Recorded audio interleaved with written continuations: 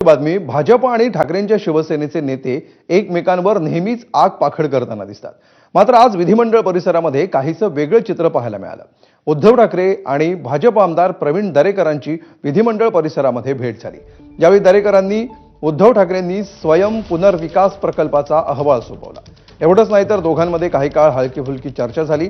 मात्र या चर्चेअंती दोघांनी एकमेकांना मिश्किलपणे थेट पक्षप्रवेशाची आणि युतीचीच ऑफर दिल्याचं दिसून आलं।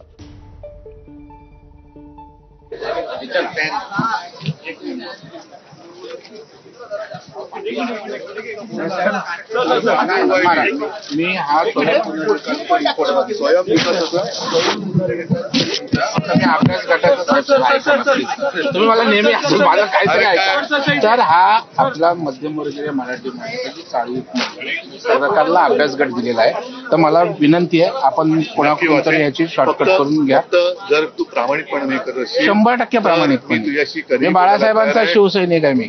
हो पण ते बाकीचे जे नंतर बोगस आहेत त्यांना त्यामुळे मी मला नाही साहेब बोगस सैनिक मला माझ्या प्रामाणिकपणाने मराठी माणसासाठी काय करत तर आपण मिळून तुला परत शिवसेनेत यावं आपण सगळे एकत्र येऊ।